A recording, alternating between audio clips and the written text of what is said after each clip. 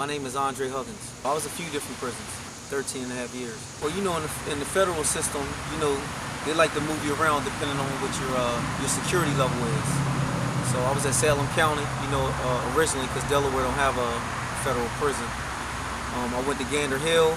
I went to FDC Philly. I was at the medium high in Butner, North Carolina. I went to the low in Fort Dix, New Jersey. And then my last 6 years I spent at the Farrington camp in New Jersey. The feds, they do a point system as far as, you know, your charge, your age, you know, your criminal history.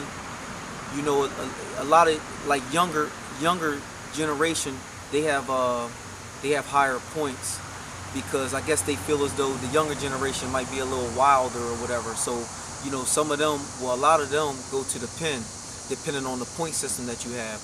The older you have, the lower your points are, but you can also have a crazy charge too. So depending on your points, which is kind of sort of your criminal history, you can land in, you know, the penitentiary. You can land in the medium highs, the lows, or go straight to the camp. I was in the medium high. I started off there. When you look at it, I didn't know at the beginning when I first got locked up. I always had camp points. Like the federal system, I want to say 0 to 11 points lands you in the camp. From 11 to 15 put you in the low, and from 15 up to I want to say 24, I think, put you in the medium high, and then 24 above and send you to the penitentiary. As time goes on, like your age, you have points, like your points are drop. I want to say what they call it, because say if you start off at 25 points, you're gonna go straight to the pen. So after, say, you do 25% of your time, your points are drop. When you do like other things, your age, your points are drop. And then your points just drop as you get, you know, time in and do other things. So as your points drop, your security level drops, and then they'll lower you to a lower security facility. I was in Butner at the medium high. See, what I was saying earlier was, I always had camp points. I had 5 points, and another thing that determines where you're going to go is the amount of time you have. You have to have 10 years or less remaining on your sentence to go to the camp. You have to have less than 20 years to get to a low. If you're 20 and above, you're going to be at the medium high or the pen. And most lifers are at the penitentiary. I should have went to a low, but you know, I guess my case and who I was, and to me the government was trying to, you know, be smart, because I had put a motion in for a rule of confinement to be placed close to Delaware, because I knew I was going to be appealing my case, and actually the judge had granted it. But I got shipped way down North Carolina. That's not even my region. You know, usually when the feds, when you get locked up, if you got a charge like say Delaware, that's the Northeast region. Usually that's where, you know, you'll be at sometimes. But then again, a lot of times when the feds, when they want to be smart, they'll ship you across the country, and then they'll make you work your way back when you get closer, or your time is like when you're winding down your time, they'll try to get you closer to home. This is my second offense. But my second offense was almost 15 years prior. Okay. Like drug charges, you don't, I know like the media and the news, like they put a lot of emphasis on like drug charges because you know, some people use violence when it deals with the game or in the streets. So they want to put the stigma that all drug dealers are violent. But like when Obama was letting people go, it was a 6-pronged criteria. You could not be a violent offender. You could not have had violence in your past. You could not have had violence while you were in prison. So all drug dealers aren't high level, and they're not all violent. Well, the Clemency initiative, it started in like 2014. Okay. And what it was, you know, a lot of, you know, the harsh mandatory minimum sentences, they say it was like a disparity. You know, it hit the black community hard. So, you know, Congress, and Obama was trying to get Congress to, you know, like to, you know, pass laws, or Congress was trying to pass laws that would, you know, lighten the mandatory, you know, minimum sentences. But I think the reason why, in my own personal opinion, that Obama did the Clemency initiative is because, you know, Congress was basically not really wanting to do anything. And one of the bad things was there was an election year coming up. So although the Congress, the Senate Judiciary Committee and the House Judiciary Committee had both passed a preliminary bills to reduce mandatory minimum sentences for, people who had 851 who had 20 minimum mandatory, and if you had like life, it reduces to 25, or if you had 20, it reverses to 15. They really didn't want to touch it because it was all about, to me, about getting reelected. Politicians always want to send somebody to jail and never let them go, like harsh on crime, but that's really not the answer. But what Obama did was he put a team together, and he had a criteria, and being as though Congress ain't want to act, he acted. But don't forget, clemency and the pardon has always been a presidential power. Usually a president will pardon people when either they lost election or after their 8-year term.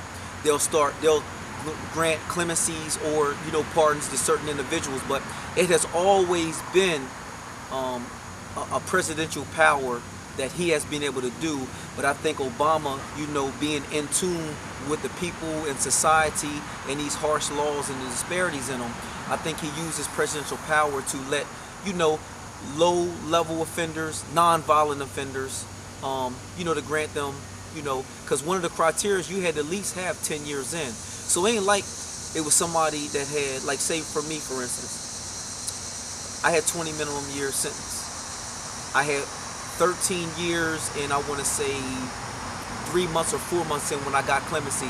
It took them 2 months to release me. So it ain't like, that I only had 2 years in and he let me go on it. Right. I had more than half my time in. Right. So having more than 10 years was part of, one of the factors on letting someone go. You had to have a good prison record. Right. No violence. Right. You couldn't have had you couldn't have a hammer or a gun. You couldn't be connected to any cartels, any gangs. There's like one or two more that I'm missing, but it was all like with the violence. And one thing that I want to say, like, a lot of people like criticized Obama for doing his clemency initiative, but the person that they really need to look at is like the prosecutors who are governing the cases, because there's a lot of goons that was in the street. When I mean goons, I'm talking about stick-up bulls, robbers, shooters, and everything, that the government, if they're willing to tell on their connect or testify against somebody, they'll let them go. They'll let them right back on the street. So the government will let a violent offender out that has violence in his jacket, that has violence on that charge. They will let them go when they probably was facing life, and get them 4 or 5 years just to lock a drug dealer up. So which one is more? I know people don't like drug dealers and selling drugs is wrong, but there is some drug dealers that never did bodily harm to another individual, that when it came to all the things that he did in the game. Right, because people gonna buy drugs anyway. Right, but they was mad at Obama for letting people that had these harsh mandatory minimum sentences, but they're not even talking about the prosecutors letting all these violent offenders out just to testify against somebody. But what a lot of people don't know is, like, when you get locked up, if you tell there's going to be a pre-sentence investigator that comes talk to you. If you tell them you have a drug problem or alcohol problem, you can go to drug program and get a year taken off your sentence. But that's about all that you're going to get in the feds. Now, everyone is allowed to get 6 months halfway house, and the Second Chance Act, which most BOPs don't want to honor, which what Congress had passed. What it actually did was, or what it was supposed to do is, it was supposed to double the benefit as far as when you get out. Like, say if you was gonna get 6 months halfway house, it doubles it and give you a year. Okay. So what they was basically saying is, it's less likely that a person would go back to prison if they were released a year earlier and had a year at the halfway house to work, get a job, basically get established, than a person that's really basically only got 2 or 3 months halfway house. Prison officials, they don't want you to let you go near. They Right. there, that's their job. Their job is to keep you in jail. They don't really want to do nothing for you. I mean, you're paying their bills. Right. So, like, I remember when there was a lot of guys that, in the different jails that was trying to get the Second Chance Act. But the case manager and them would say, well, you have a family, you have a house, you have money in the bank or whatever, so you don't need a year halfway house. You only need 2 months halfway house. Well, that house, that kid, and that car, and that job and everything didn't stop you from coming to prison. And it doesn't guarantee that you not come back to prison. So the more time on the street or the less time you spend in jail, and the more time that you spend, say, at a halfway house, because you're going to have to work. Don't you think if you're able to, especially people that did a decade or more in jail, you know, they still only want to give them 7 or 8 months of halfway house, but a dude that got 2 years gets 6 months halfway house. A dude that got 2 years, he's not even going to change his career. He's coming right back to the street doing the same thing he was doing. But how can a dude that been in jail 10 years or more only get 7 or 8 months halfway house, and a dude that had an 18-month or 2-year sentence, how does he end up with 6 months home confinement? Right. Or halfway house, because you only can get 10%, whichever one is less, but you still can get 6 months halfway house, which they was given. Halfway house is you halfway in and you halfway out, so right. that you're released from prison, but they still consider you being like level 5. What I mean level 5 is being in prison, being in jail. But what you are able to do is you're able to wear your own clothes, you're able to go get a job or go to school, or what they try to do is they try to send you to a halfway house on your last 6 months of your sentence, so that you really can transition into society and not just have the front door opened up and you just be basically just like kicked out on the street. So it kind of allows you to adjust to what's going on out here in this world and in the street, and basically having 1 foot in and 1 foot out. So you're halfway in and you're halfway out. So that's why they call it a halfway house. You're halfway out. Most people would say the hardest thing to happen would be missing like your family and your friends, and if you have children or your girl or your wife, whatever. But I'm not going to take that route, because you know anybody that's in the street should understand that going to jail is a consequence and it's a part of committing a crime. A person cannot possibly, unless it's a crime of passion, you could not possibly think that if you're in the street doing whatever that you're doing, robbing, stealing, selling drugs or whatever, that you're not going to go to prison. You weren't thinking about your wife, your family, your children, your kids when you was out there getting that money when everything was good. But what I would say was, you know, just your basic human rights and your basic freedoms that you have, you know, with being out here free in society, like being able to cut the TV on when you want, take a shower when you want, eat when you want and what you want. Just the little basic human things that make you feel like you're a man if you're a man, or if you're a woman, you're a woman. That stuff is kind of sort of taken, so everything is controlled. So you can't just do anything you want to do when you want. I would say it's good for some people who doesn't that didn't really have any discipline or any direction. Right. I wouldn't wish prison on, except for the pedophiles, rapers, and you know, murderers and all that. But you know, jail's not the answer for everybody that commits a crime. There's other things that you know, to me and this is only my own opinion, that you could do besides, you know, going to prison. Right. Like, I mean, I understand I had a charge, but 20 years, come on, man. You could put somebody in the ground and get less time than that. Right. For, you know, and they roofing dudes for a drug charge. Right. You get caught with 2 ounces of hard, you getting 10 years mental mandatory. If you had a prior, to give you a 20. So murderers ain't getting that much time. Right. Unless it's a black person in the hood and he killed another black person. But you got people that's murdering all day not getting that time. You got pedophiles ain't getting that much time. But they giving a drug dealer 20 years. Right. Pedophiles, you mess up somebody's life for the rest of their life. You messing somebody's life up. But you know, when you got so many people in society that's into that pedophile, you know what I mean? So undercovers, that's why they ain't getting a whole lot of time. Right. Unless you really like Sandusky or somebody was like Penn State, they roofing them. But you got jails that's full of pedophiles now in the feds that ain't got a rack of time. Society doesn't care. Society only acts like they care. So if you had like a better society, you know, giving people, like, I ain't never got slapped on my wrist. You know, I could see if you somebody catches a charge, you give them like 6 months to a year, you know, to like kind of like shock them. You know, like some programs, high schools, they have like Scared Straight. So they'll take the kids through the prison and try to scare them and really not committing the crimes. Right. But you know, some of these crimes, even when you like a first-time offender or whatever, it makes a person worse. Because now, when you come home, they don't want you to be around felons. Right. But they'll lock you up and you be around felons the whole time. Right. So now you around people who think they're career offenders, people who think they the perfect offender, and you got people in jail like listening to other people's stories and want to try new and different things just because they done heard someone else's crime or how they did it. Right. It's not really nothing beneficial about going to prison. Prison's hard mentally. It's not, unless you're really up in some medium highs in the pens, and I can't speak for all jails. I only can speak for the jails that I was in the federal system. That is, prisons is really mentally challenging. Let convicted felons run a prison.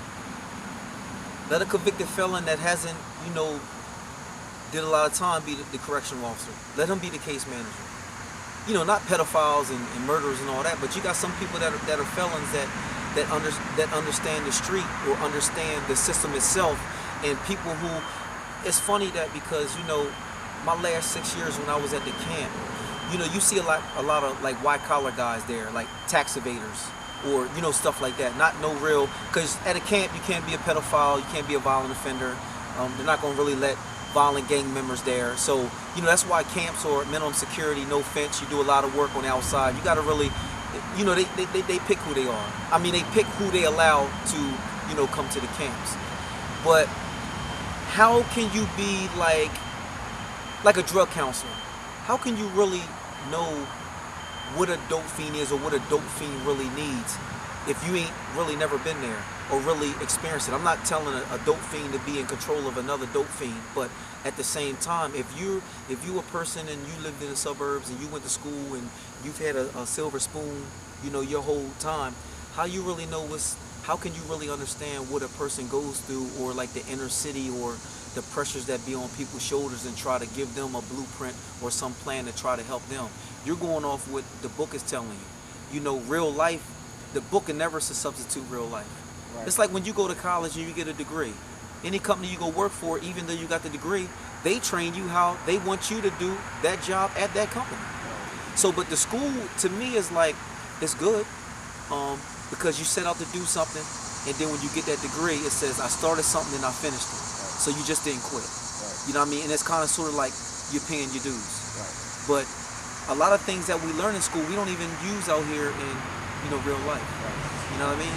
So you got a dude that kind of like is smart in school, but he been in the street. Right. He's like, he got basically the best of both worlds. Right. You know what I mean? Because he can go and walk amongst the intelligent, but then he can get into the street too and be amongst the street people at the same time. Right. So, but I know it sounds crazy, but like say for instance, as far as you said, what could help? It would help the prison run a whole lot smoother, because the wardens and all that stuff is political. So all they really care about is no violence on the compound. They really don't care about your rights. They really don't care about your people coming to visit you. Because anybody that been in prison, man, know that how COs, how they're disrespectful, how they sometimes they disrespect your family, how they quick to like take your visits and just kind of sort of make it hard on you. Because they look at everybody the same. You could be in prison with a DUI, and you could be next to a person who's a murderer. They're looking at the person with the DUI as if you're a murderer. They can look at you if you got tax evasion, or you just messed up on your taxes, and you got a pedophile right next to you. They looking at you like you're the same. You might look at like Locked Up Abroad, and you might look at movies, and I'm not saying that there is not jails that is like that, but all the jails that I had been in for my 13 and a half years is not like that. Nah. Now, I'm not saying the USP is not like that, but I never was at the USP. Right. Now, there's dudes that done told me stories, like when I was at Butner Medium High. I was there when it first opened. I was like, it wasn't even 100 dudes there when I was there. But 6 months later, when they opened the whole jail up, you had dudes from Big Sandy, Hazleton, Beaumont, Gilmore. They're all pens. Now, they tell you stories, but there's no use of me telling you the story because I ain't see it. Right. So I don't know if this guy was really telling the truth or not, but the stories are all kind of sort of the same. I got you. Like you'll see a dude, like say in a medium high, when they come from the pen, they'll walk to the shower with their boots on. They take their boots off, leave their boots on outside the shower, take their shower, come back, because they're not going to get caught walking in their shower shoes. And like when you see me like what you mean? Because if you in your shower shoes, if somebody going to come try you, you're going to slip up out them shower shoes. So you always want to at least have your sneakers on or your boots on or something, because when you're in prison, at any time it could jump off. Right. So unless you're if you're outside your cell, you need to have your shoes on tied up or your boots on tied up. You don't be relaxing your shower shoes because somebody come up on you, you're gonna be slipping like you on ice. Not everybody at the higher security does that, but you see the guys that come down from the pens. Right. When you see that act, like my bunk, he came from the pen. Right. So one day I was going to shower, I just went to the medium high. This is when I'm just first, getting to the medium high. Right. So I'm not really, down with all the high security rules. I got you. So I'm going to the shower with my shower shoes on, like, yo, listen, don't go to the shower with your shower shoes on. Put your shoes on. Right. You know what I mean? Go and get in there, take a shower, come on out, put shoes back on, walk back to the cell. Right. You know what I'm saying? Don't go with shower shoes. Don't be on the floor watching TV, even if it's outside the cell with your shower shoes on. Because somebody could just walk up on you, you'll never know, and then he go to pop you, you sliding like you on ice. Right. And you need everything that you got, within you, just to, to get by and survive. There's nothing worth going to prison. Not for a day, not for a month, not for a year. It was not worth it. Okay. Because at the end of the day, well, you got some people that may come home to something, but all that you lose in the time that you do in prison, no amount of money is worth it. No amount of money is worth it. And anything that you partake in, of course, you don't do it to get caught. But at the same time, it was like, I want to say, people, places, and things. Just the people that you hang around with has a direct influence on how you live your life and what direction that you go. I know you heard the saying, birds of the same feather flock together. I'm not going to say that's 100%, like every single person that's hanging around a bad person is going to be bad or whatever the case may be, but it's highly influential. And when you see other people do it and get away with it, you kind of want what they got, that kind of sort of that lifestyle. And like society, rappers, movies and all that, they glamorize that street, the dope boy, the money, the cars. So I mean, it's kind of like, once you in, it's kind of, I'm not going to say it's hard to get out, especially if you're kind of halfway successful in doing whatever endeavor that you're doing. It's like smoking weed. Why people just can't stop smoking weed, or drinking? Why a person don't want to stop drinking, or going to a club? Why do people not really go to a club once they start, getting into it? Usually it's something detrimental happens to stop a person from doing something, wrong in that which, or act that which they was doing, and kind of like change their life. So it was more or less, you in a rut. You can get a 9 to 5. You can live check to check, or you can go over here and do what you do and, be ahead of the game. Right. But there's a consequence to it. I wouldn't say it was crazy, but of course you've seen fights. Of course you've seen dudes getting rumbles with staff come in. One of the craziest things I seen was, I was down Butner, and this dude was getting his behind whipped by another dude. And staff just sat right there. Well, like the CO, I guess they're trained not to get involved, not to, they're not there to save you. You know what I mean? So what they do is they wait till backup come. They gonna hit the deuces, 15, 20, 30 of them gonna come, and then kind of sort of when y'all get tired, or dude get tired of busting your head open, or whatever the case may be, that's when they'll jump in. You know what I mean? And one of the craziest thing I've ever heard was what my and I can't say if this is true or not, but this is what they tell you in the feds. Like if the police is gonna lock you up, right? Usually they lock the compound down. They clear the compound. So if you're on the compound and the police tell you to turn around because he's locking you up, sending you to the shoe, you don't turn around and allow him to put the handcuffs on you while there's still inmates walking around the compound. What you have to do is the compound's supposed to be clear. Like you'll see people move from the shoe, like to the visit, or somebody get locked up. They're locked up. They'll clear the whole compound, walk you through with the handcuffs. But what this dude said was, dude got like in a rumble or something at like Chow or whatever. So the police said, "Yo, turn around. I'm locking you up." So as he's walking them to the shoe, whoever he got in a fight with, or that gang stuff, dude Dudes rolled up on him with the knife, and the CO just backed away from him, and he's handcuffed, so he can't even defend himself. So he got stabbed up and got murdered. Where he might have had a fighting chance if he wasn't handcuffed, but the CO just backed up.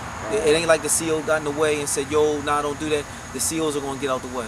So that's one of the craziest thing I heard. So now you know, and it's true. If a dude say, police say, yo, turn around, handcuff you, or you be like, nah, we can walk up to the lieutenant's office.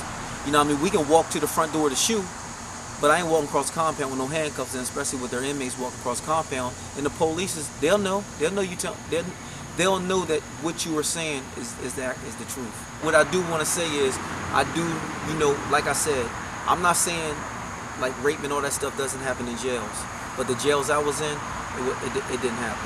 You know, every jail ain't like locked up abroad that you see on TV. Like, you know, it's just gang infested and people are getting stabbed, and as soon as you come in, you gotta join a gang or you gotta do this, do that. All jails are.